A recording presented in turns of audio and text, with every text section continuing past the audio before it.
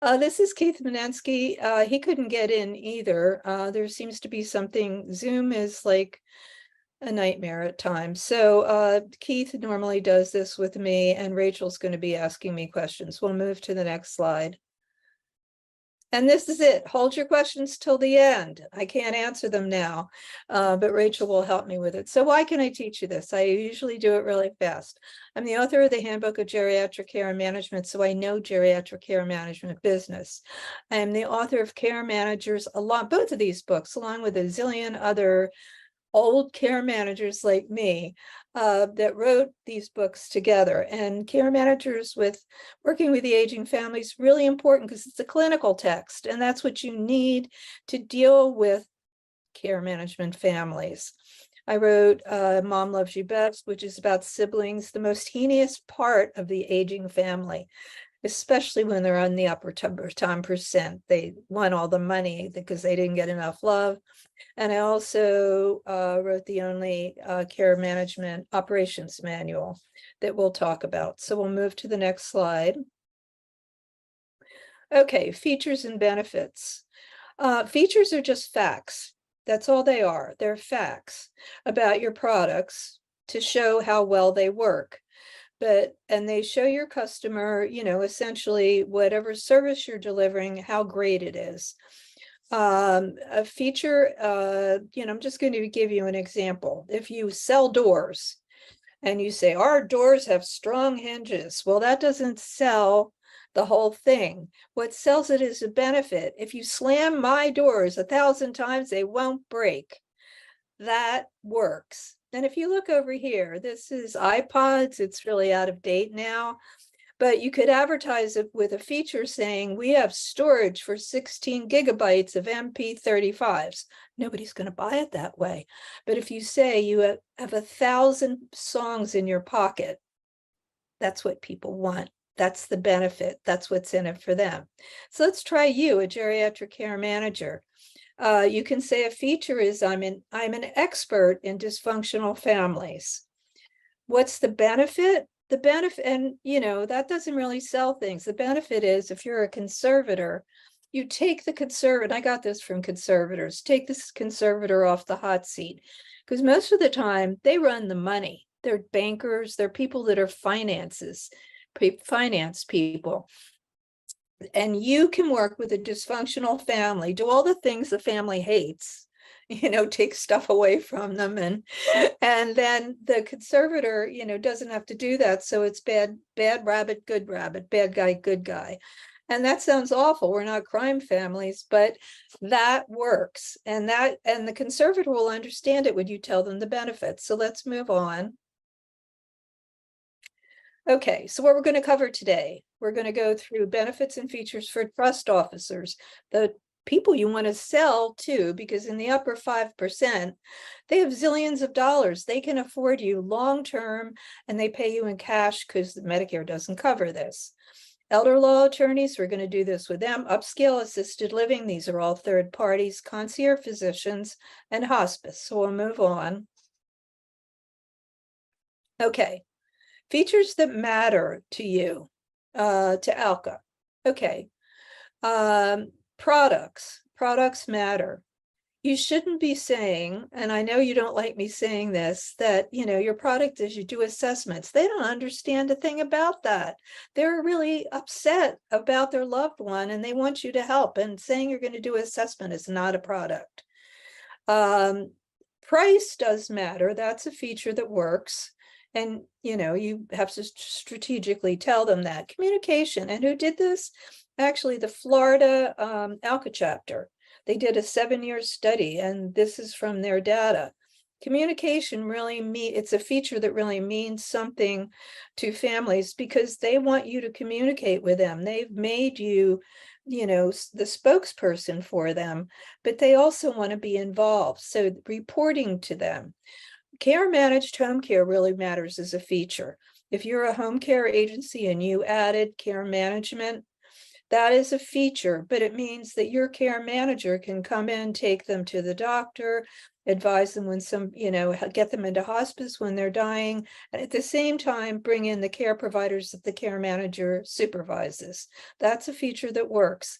Your education works, your credentials, that you are in ALCA accounts, that all your degrees, all your certificates, that means something to the people who are going to hire you. Free consultation is a feature, but it's really a great idea. Free 30-minute consultation. 24-hour call is a feature. It's an add-on, but it really, the family doesn't have to worry anymore about the person calling them in the middle of the night and being on the floor. And screened care staff. Okay, so let's move to the next one. All right, benefits. A benefit answers the question, what's in it for me? And it appeals to a deeper level than features. And it's how you sell. A benefit connects your target audience, which might be wealth managers, emotionally, and defines how you're going to help them. So let's look at umbrellas. Umbrellas at the bottom, they have very strong links. I'm calling them links, but they're sort of, they hold the umbrella together, and the benefit of that is it won't go upside down in the terrible storm. They have this little, you can see at the bottom, like the button you push and it goes up immediately. These are all features, so they're great. But how do you sell the umbrella? You won't get wet. It's as simple as that. That's the real benefit to people. It's not the spokes of the umbrella.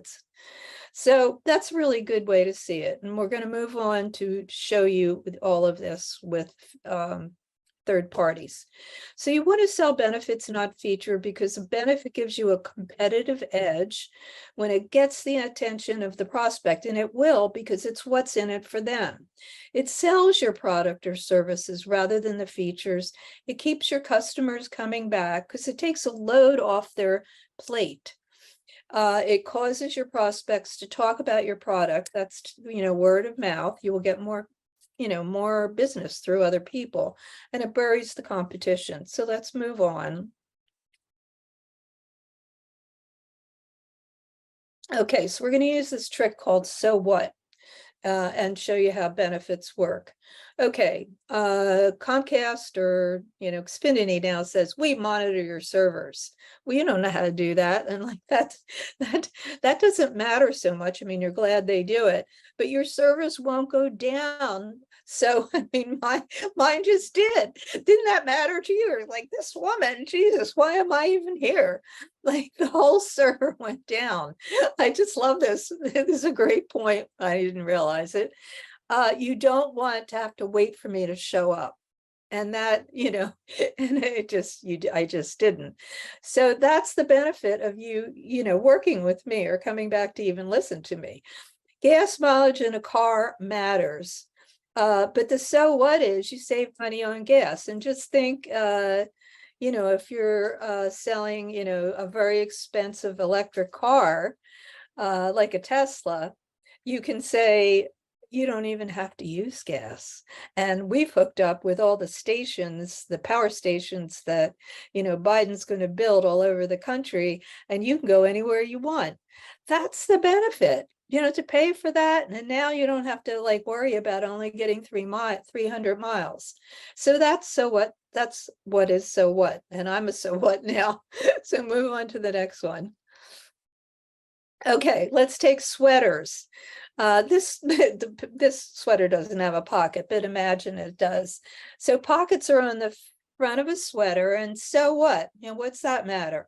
Well, we women know that we hardly had pockets until the 19th century, but it gives you a place to store your keys. It keeps your hand warm, and when it's winter, I don't lose my phone. I have to put my phone everywhere I go, attached to me, because I don't even know where it is half the time. And that's the benefit for me. That's pockets. I actually, I have robes, and I always have pockets in them so that my phone won't fall out. Home delivery of groceries. During COVID, we all knew what that was. So that's a feature, but a benefit, that's a feature. What's a benefit is you as a working mom or a working geriatric care manager don't have to add going shopping to your groaning schedule. I mean, I'm still ordering from Costco now because I got so used to it, and I don't want to have to go there. Because I have to teach you. So we'll move to the next slide. Okay, this is a Rolex. It costs $13,000. And that is very understandable to a top 10% customer or client who's going to see if they want to buy your services, because the upper 10%, who are the only people that you can really serve, because Medicare doesn't cover you, or care manager or home care, are very used to products, and they like them because if they hold this watch up like that, the $13,000 watch, everybody knows they're rich. So a product or a service is what the client wants immediately. So you really, really have to work with products. And so you want to have products instead of saying that you do assessments. And there's products, I mean, move management. If you belong to ALCA, the listserv is always asking, this person's moving here. Will somebody take them? You're exchanging, because older people move all the time. They move to the sun. They shouldn't be moving to it now. Their climate change is going to kill them. But they, Arizona, all the places where it's 110. And then they come back to the north when they get, unable to live independently. So the product care, move management is, I think, one of the biggest ones that you can really offer. But you might have move management, you might have home from the hospital, you might have, as I'm doing hospice right now, you might have end of life. That's what the top 10% who you're going to serve need. They don't need an assessment. They need you to say, oh, we have move management, and explain step by step how you're going to deliver that, and they will buy from you. So we'll move to the next slide. Okay, how to position your agency so it stands out for your competitor. That's called positioning. How does your business of concierge services, and that's what you want to offer, differ from the competition? What makes you stand out? So in all the competition, say you work in the area of Silicon Valley around Fremont, it's Silicon Valley. Everybody's like very wealthy here. Not me, but everybody else. You want, that you have a market opportunity, but you want to know that you have services that nobody else does. And that's really important because they're going to choose you if you have more to offer. And so price, that's a feature that really, the range of products, first of all, that's, really important. The price, communication, and this is again from the Florida group, years in business matter. I didn't add that before, but that's a feature that's important. And a 30-minute consultation, and benefits. So they're all what positions you and makes you stand out so the customer chooses you instead of your competition. Let's move on. Okay, we're going to start with elder law attorneys. And, this looks dense, but you're going to get a copy of this tomorrow, and you're going to be able to see exactly what to do here. And I'm going to do this fast because I'm from New Jersey. So you can assess capacity. That's really important. How is that a benefit to an elder law attorney? Well, they know law. They have no idea about how to evaluate capacity. But you can assess capacity so that their client, doesn't sign documents when they're unable really to make legal decisions. And so they don't have to do it. All they have to do is have the client hire you. And that's a giant benefit to them because they're not health professionals. You can do mediation or really facilitation with clients. They can't do it because they don't have that background, but the attorney, you can calm the family down by having facilitation abilities and work with them in a meeting to at least get care. That's the basic thing you want to start doing. And the attorney doesn't have to do that. And there's an easier, calmer family to work with. You can have family meetings over non-titled property. Non-titled property is like the the salt and pepper collection. People will really spend thousands of dollars to fight over grandma's salt and pepper shaker collection or her silver, even though I don't think a lot of young people use silver anymore. But that's non-titled. It's not really worth a lot of money, but that means love to them. Non-titled is love. So you can calm things down about that. Grandma's Yellow Pie Plate, if you're familiar with it, with the University of Minnesota, is a great way to do that, to have a family meeting. But at any rate, you do it. The attorney doesn't have to do it at all. That's the benefit. He can concentrate on the titled property, like the land that might be acres or miles wide, that's worth a lot of money, or the house, and you calm down the non-titled. You're an expert in sibling wars. Now, we all know they're the worst clients, the worst family. And so you can work with the siblings to get them to work together at least a little bit to get care in the beginning. And the benefit is the elder law attorney doesn't have to do that. And he, basically can be meeting the client's legal needs. So that's how benefits work with them. And we'll go to the next slide. Okay, you're going to be an extra set of eyes and ears. This is a feature with the client, and monitor the client's medical status. So what's the benefit to the elder law attorney? They're sure that the client's status medically is always taken care of, and they don't have to do it. That's their benefit. You're going to let the attorney's life be on the weekends really easier. They can go play golf because you're going to be on 24-hour call, and make sure during the weekend when any crisis happens, you take care of it, not the attorney, and that's a benefit to them. Social work and healthcare. Well, the attorney knows law. So your benefit to the attorney is you act as the care manager. He never has to hire you, and you take care of all the social work and healthcare needs. That's how you sell it. And we'll move to the next slide.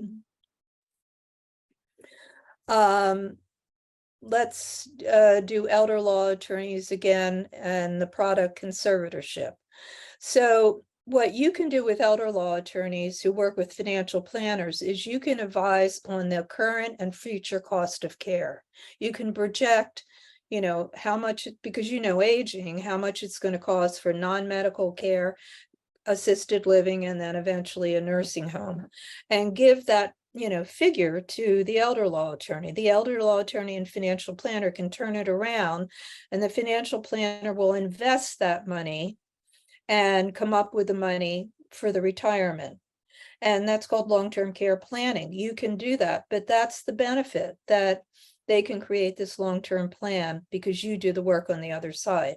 You can facilitate family meetings over non-titled assets. We already talked about that. And we can move to the next slide. Okay, we're going to go on to concierge physicians. And the product that you should really be offering these concierge physicians called VIP care. And I have it in my manual, or you could create it yourself. And it just means that, for a concierge physician, the feature is you're going to say, serve the same 10% that they do, the upper 10%, because obviously that's who concierge physicians save, and do hands-on excellent care. And the benefit is that under the doctor's orders, you're going to report and result each time you visit, and give more information to the concierge physician without him or her going out to see the client. And, they go really when the client calls them, they know that they need to visit, for a physical problem. You go out and monitor, so you're doing essentially preventative care, and that's a great mesh with concierge physicians and a great benefit to sell to them. And it also means that you're going to get the client to all the medical appointments, not the concierge physician, but essentially all the tests that they need to be taken care to, other doctors, other consults. And what does the concierge physician get out of that? What's the benefit? The client will always make the appointment. That's really important. And somebody like you who attended that is going to be able to give a very reputable report about what happened, instead of an older person who really could stumble through what happened at that appointment. So we'll move on to the next slide. More of concierge companions.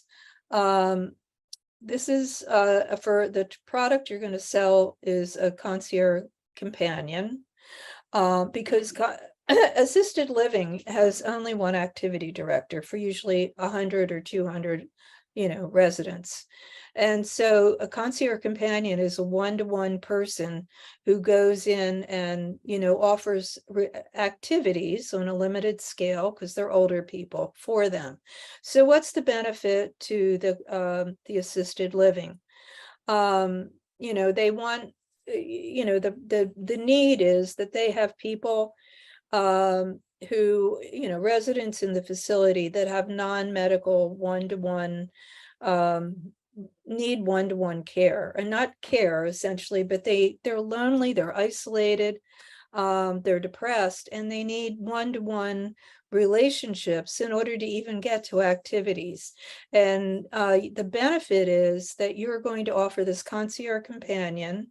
Nina Herndon has a great program that's available. You might know about that, the Hummingbird program, and she does just this. So essentially, the one-to-one companion's going to get them out of their room into the activities, or outside. That's the facility doesn't really go on a one-to-one trip, or visit. They can't do it very long, or do it in the room if they really can't come out. And so essentially, the benefit is that if the person needs one-to-one care, you can offer that to them, and you're going to help the residents and engage in participating in all of these quality of life activities, because they need, usually what the facility does not want, that they don't want people moving out, because it means they're going to lose money. And so if you can, on one-to-one activities, help the person be more involved in activities, they're going to be less depressed, less isolated, and less lonely. And the important thing to the upscale assisted living is they won't move out. And that's the benefit to them. So we'll move on. More concierge companion. And you can, this concierge companion can actually get them involved in the regular old activities the activity coordinator's doing, so that they can return to joy and not be depressed, lonely, and move out. You're going to make monthly or bi-monthly visits to make sure the concierge companion is doing what they need, and do an assessment there. And the benefit to the facility is, again, they're engaged in these activities and they won't move out. Move out goes on and on. This is how you're going to prevent it. They're going to keep in touch with the facility. You will, the care manager, through frequent emails, telephone calls, same as the regular family living at home, so that the activity director and the director of the facility knows that you're engaged, you know what's going on with a client, that you're a help to them, and they don't have to pay you, but they get more money because nobody moves out. We'll move to the next slide, and that's the benefit. Okay, now we're going to do hospice, which is a great product. You should be offering end-of-life care, because hospice loves care managers, and here's why. You're going to refer to hospice much earlier. The average person in hospice ends up there in the last 30 to 15 days, because they put it off because they don't want to die, or the family doesn't want them to die. If you're engaged as a care manager, there's 5 stages to death. You can get them engaged at any point during those 5 stages. So that means, what does it mean? They get Medicare-based care, and they are able to have hospice services longer, and have the ultimate benefit is they have a good death, because they've had these services all along. And it's you that can, the care manager, that can get them engaged. You will make sure that all that critical paperwork to get into hospice, to get in the hospital, anything, but this is hospice, is already gathered, because you're already going to do that with your client. Insurance, legal, financial, healthcare, end of life, all that paperwork, it's done before they get into hospice. So you just hand it over to hospice. They love that part. And that's a benefit to them. You're going to monitor, and this is key, just like move outs with the assisted living, you're going to monitor the client and the care manager's family. And hospice really does not do that. Hospice functions, and their mission under Medicare is to take care of the dying person. They're not focused on the family. They will do a little bit with them in the beginning, but not much.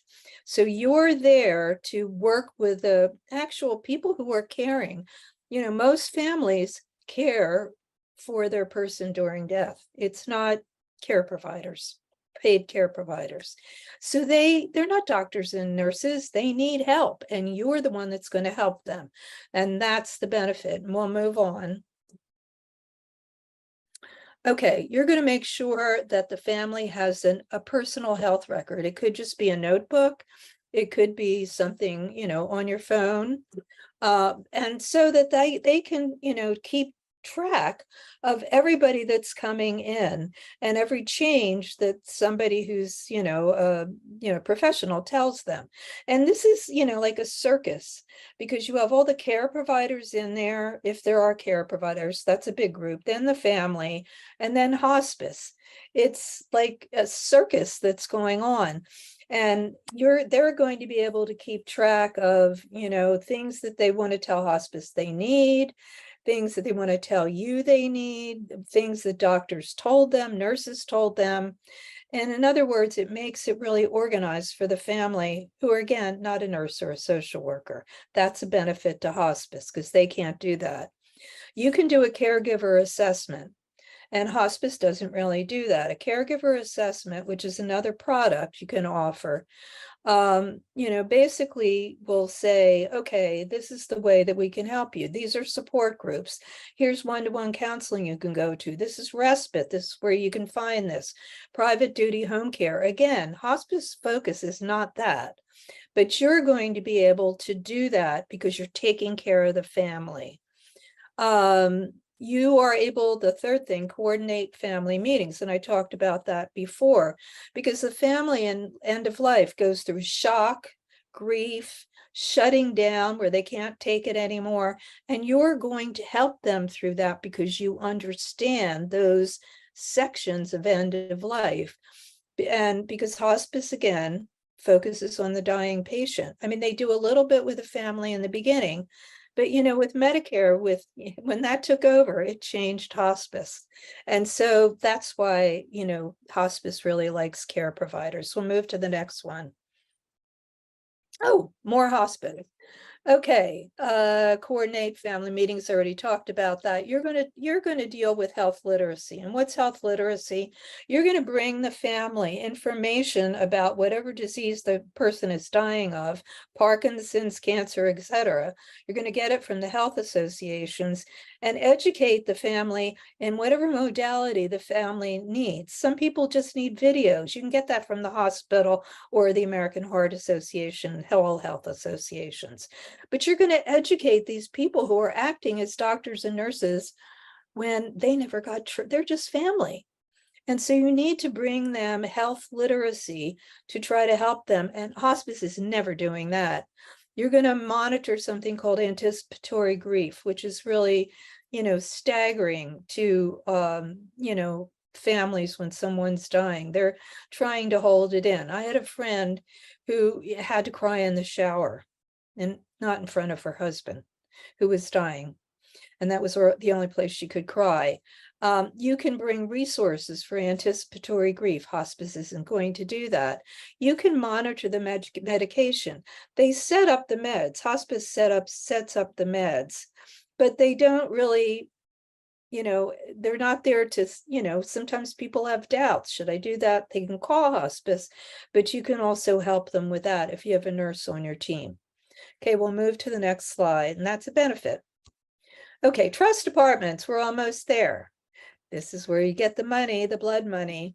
The product you want to offer again is VIP care management. And this is really important because wealth managers deal with people with millions of dollars of assets. They don't really take people under, I used to know, but it's probably under 1 million, maybe 5 million by now.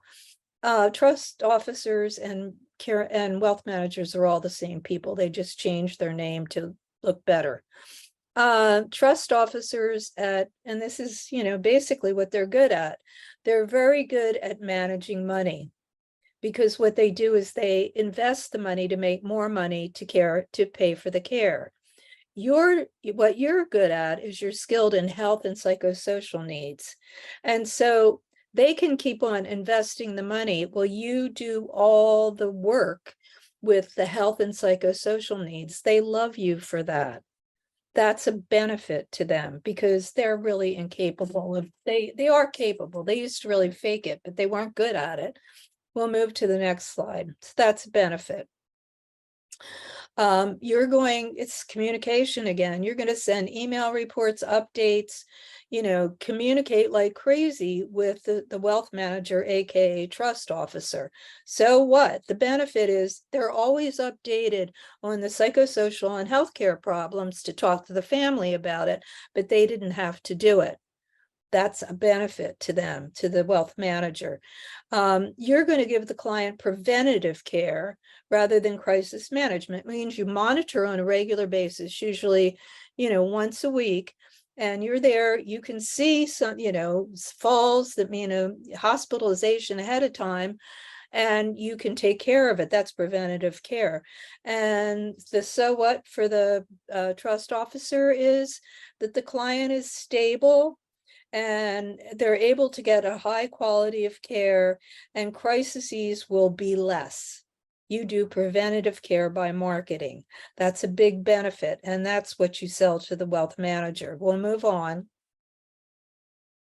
You're going to collaborate, and this is important, and I talked about it before. You're going to collaborate with the wealth manager for a long-term care plan. Because elder law attorneys, financial planners, and wealth managers also do long-term care plans, to pay for long-term care. For people like solo agers, I did a webinar about that before. And so what you're going to do is just what I told you before. You're going to be able to estimate, because the cost of services, light independent care, a couple of hours a week, up to, assisted living, up to nursing homes, all the above, and how much it costs. You're going to feed that in to the wealth manager, and they're going to be able to come up with the larger cost, and they're invest money to be able to, whatever it is, however much it's going to cost. And for the upper 5%, they might want a nursing home overlooking the ocean. I mean, you never know. But long story short is that's the benefit. They don't have to do all that work. They don't have to do all that, research. So they can help you plan your retirement, just like it says in that picture. You can also, do clinical things, like you're going to be able to clinically keep the disruptive family. And, and I have the people, I hope you know them. I hope that you have watched this series, Succession. If you want to know dysfunctional families, watch this. It's brilliant. And it does exactly what Claudia Fine, who wrote a chapter about these people and care managers working with the aging clients. She wrote it. I mean, that book came out in '89, but she and Nick Newcomb knew how to handle it, and she might as well have written the script for Succession.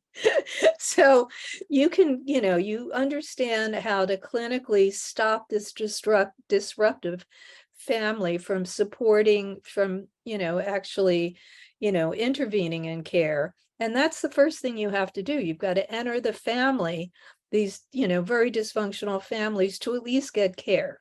It's always going to be rocky, but at least you're going to be able to get care and create stability for a little while. And what's the benefit to the trust officer? They didn't have to do that.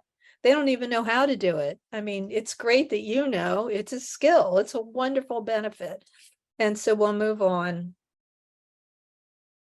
Okay, after all this, after the sales meeting, you're going to come back to your office or your home. Most people are in home offices, and you're going to enter all this data from the meeting in the marketing contacts database you have.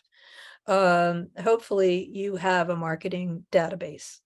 You know, I do a webinar on the various ones, but marketing database like Constant Contact is an example, Survey Monkey, but you want to enter it in the database. What happened in that meeting. That's what marketing people do.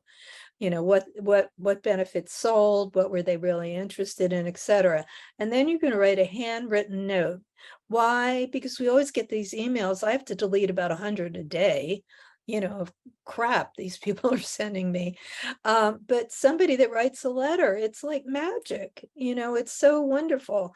And, a handwritten note back to this third party will get you 1,000 steps. And we'll move to the next slide. And after the meeting, you want to follow up with 5 touches, and these are 5 marketing touches. You want the third party to remember you and the benefits you brought. So you want to send on information on issues that came up at the meeting. If somebody had Parkinson's, you want to send them Parkinsonian information, because it shows them that about the problems their clients may be having. And you want to send the third parties information in your newsletter. If you have a newsletter, it's a great idea to do it. Tasha Bouchamp does one actually for care managers. You may be I hope you're familiar with her. She's great. But if you have your own newsletter, it's a touch. You want to keep on sending it to them. And then you want to get information from ALCA. ALCA really has revised their website. It's great now, and they have great marketing information. So if you belong to ALCA, they have like all these articles about third parties. So, why wealth managers work well with care managers, why elder law attorneys work well with, care managers, why concierge, physicians, et cetera, et cetera. They have them all. They have a lot of marketing information you can send on in this touch. And any, new, and, anything that you sponsor, like if, a lot of people sponsor, especially classical music events, in their community. And if you sponsor it, send the invitation on to the third party and updates on any new products, because you should be adding new products all the time. And we'll go to the next slide.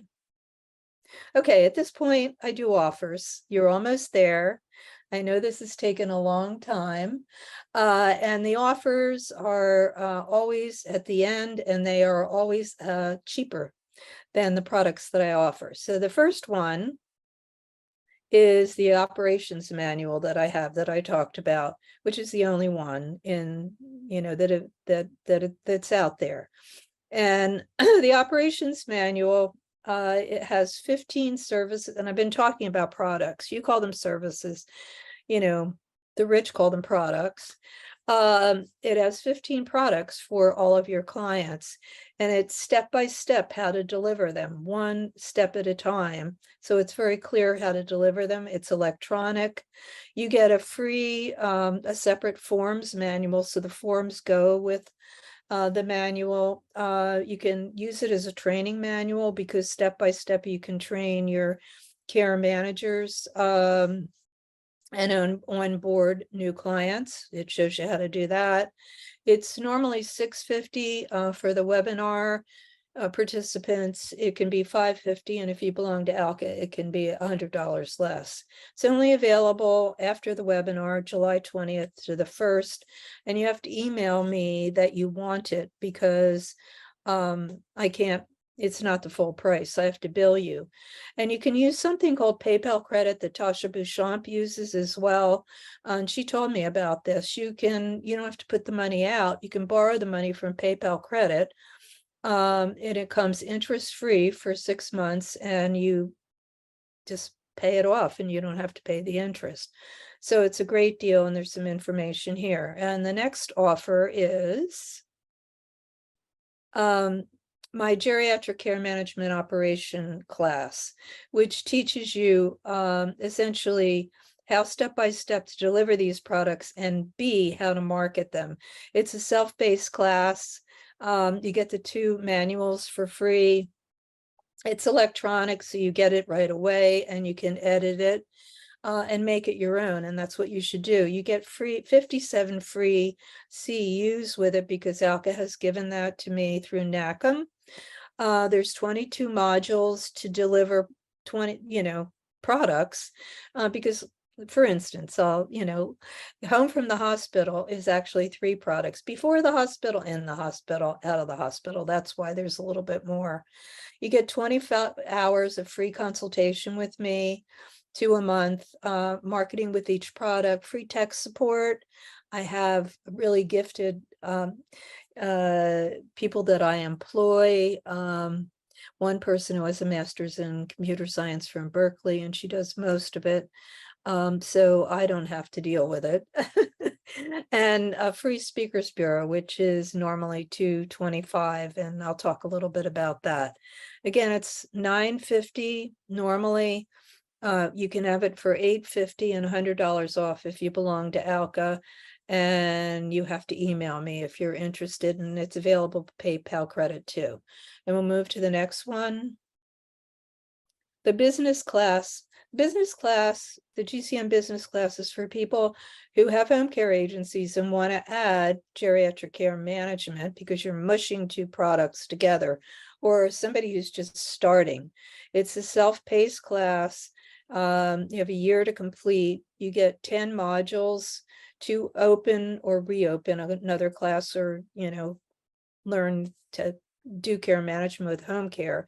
You have 1-to-1 coaching with me, 10 hours, and I charge $200 an hour normally. Free tech support. You get the free speakers bureau, as I said, with the other product. The price is $850.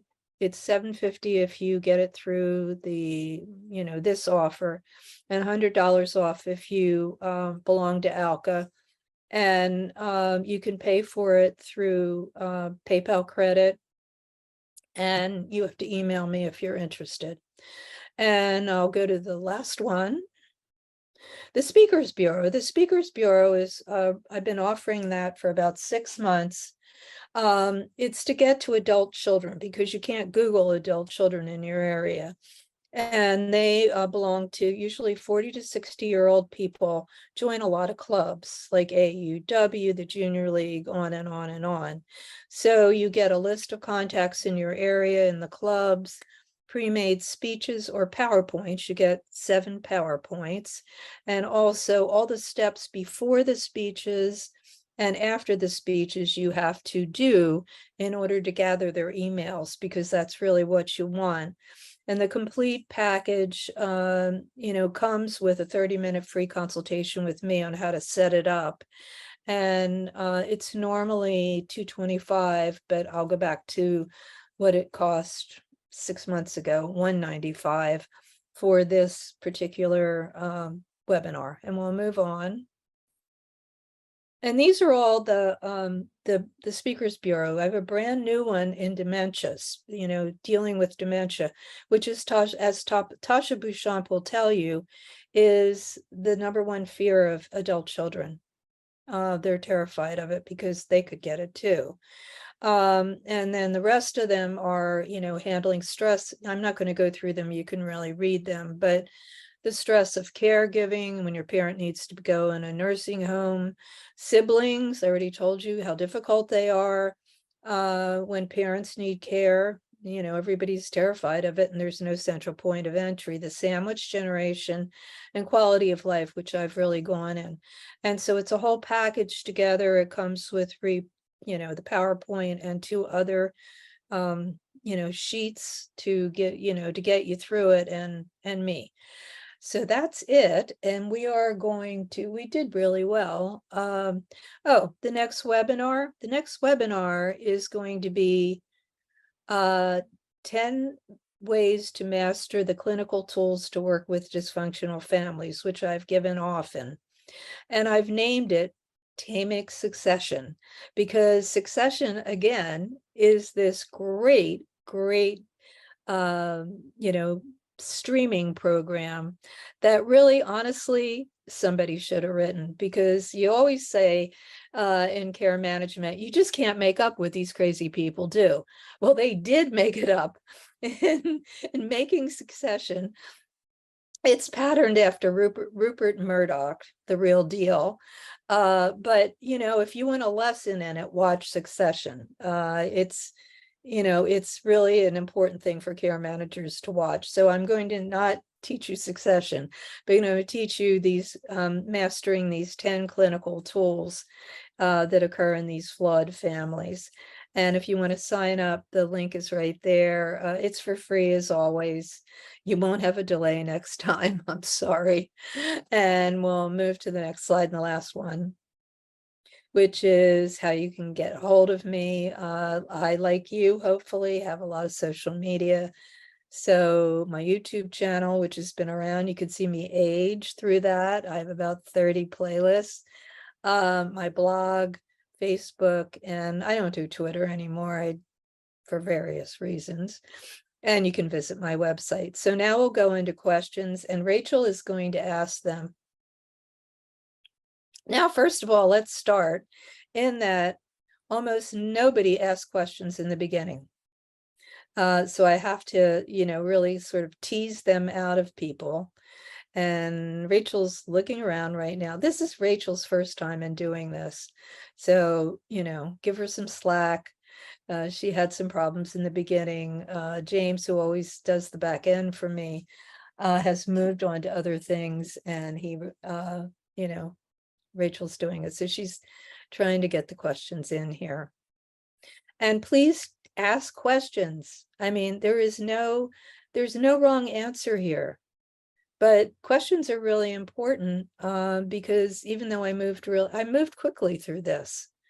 I always do, but this is quicker because I had to, there was a little bit of delay. So, Rachel's trying to get to the questions now.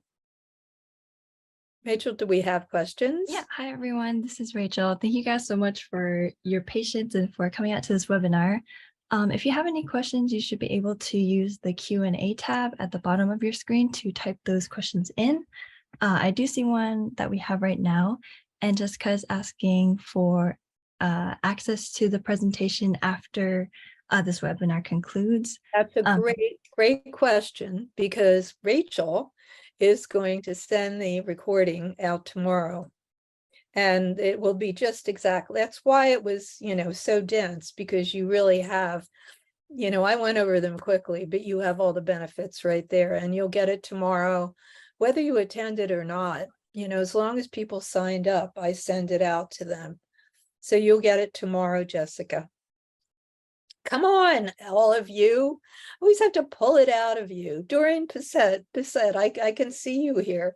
I know that I have a lot of students out there. They can come up with questions. They always do. Gladys always asks questions. I like that. Okay. What's her question? You see it, Rachel? Let's see. I don't see anything in the Q&A panel, but Gladys, can you put in the Q&A panel? all right, I see now. So Susan is asking, do you have any pointers when the family member calling and making all the decisions clearly has their own cognitive issues going on? That's a great one. I think that happens fairly frequently, especially among couples. And it's a very difficult situation in that, you're going to get as much as you can out of that person. But what you're going to do is you're going to ask for other contacts. And you do this on a routine basis because you are creating truth.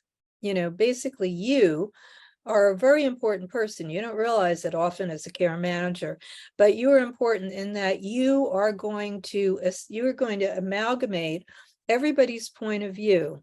The siblings usually talk to all the siblings, usually, you know, talk to the doctor. You get a doctor's report, so that gives you information. You can talk to, you know, any other physicians that are involved, any friends. And then you amalgamate everybody's truth. There was this famous movie in the 50s called Rashomon. I'm not going to go into what that was, but it, you know, that's what it was saying was that there's several versions of truth. And so what I would say is, you know, not in a front of way, you're not going to say, well, I'm not sure about you, but you're going to, you know, you need to, you know, get some more information. And that's not insulting. And certainly the doctor, you know, you're going to get the doctor's assessment or a multiple assessment, and then other people in the family. And that's how I would, you know, you know, augment, you know, a more confused caller, family member. Does that make sense? You can raise your hand. Okay, more questions. Come on. I am 78 years old. I have been doing this forever. I have been doing it for over 50 years.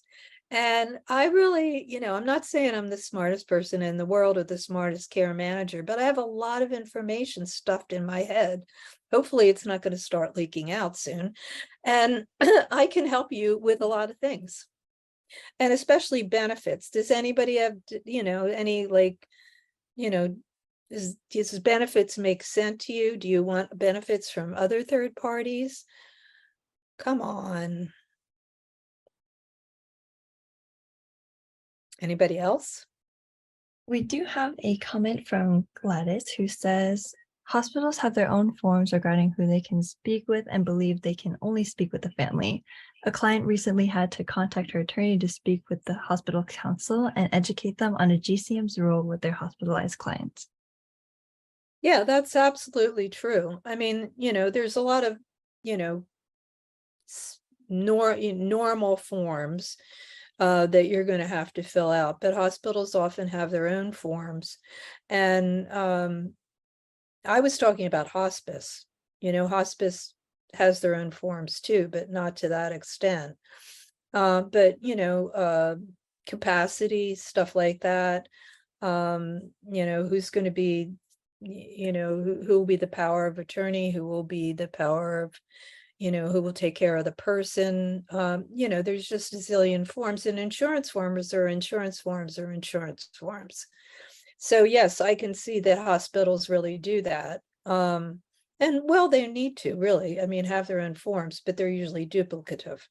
So, you know, usually if you go to the hospital, and sometimes it's hard to get in these hospitals as a care manager, there's a trick, and you have the family put you on as a visitor. But at any rate, you at least take them to the, you know, to the, you know, the beginning of the hospitalization, and usually sit at a desk and fill out these forms and bring your own forms and then help them fill them out. It's been my experience. Thanks, Gladys. You always ask great questions. I think Gladys is from New Jersey, like me. Somebody else? Anybody from New Jersey? I would like that. I know people out there who should be asking me questions if you're there.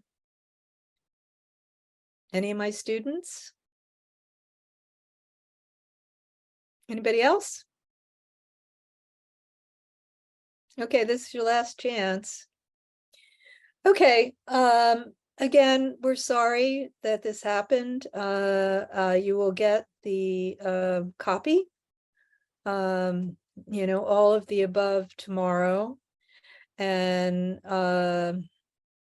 Doreen, I still see you there. Did you want to ask a question?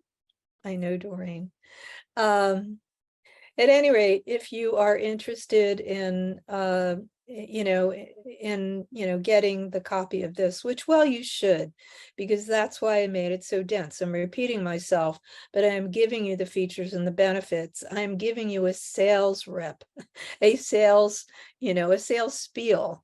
That is a sales spiel. You can temper it, but just remember, benefits, what's in it for me is the most important thing.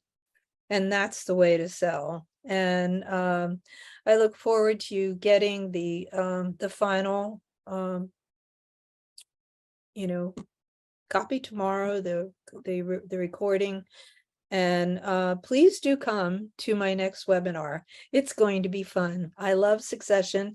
If you can watch it beforehand, and you don't have to, lots of people don't want to do that. But you know what? I think it should be required for all care managers, because it is a brilliant, as I told you, Claudia Fine, who, had Senior Bridge, and then she created Humana. I mean, Humana was already there. They bought her. But Claudia's a genius and, a really nice person. And she and Nick Newcomb, her partner, wrote this brilliant chapter in Care Managers Working for the Aging Family that could, she could have done the script at the time for Succession, and somebody out of the blue must have had a really dysfunctional family and wrote this, and thought ill of the Murdochs. But it's really, really well done. And you can see these families just doing just horrible things to their children, horrible things, and the children doing horrible things back, the siblings, and to each other. So I will see you next time. Come to the next webinar, and thank you very much for being so patient.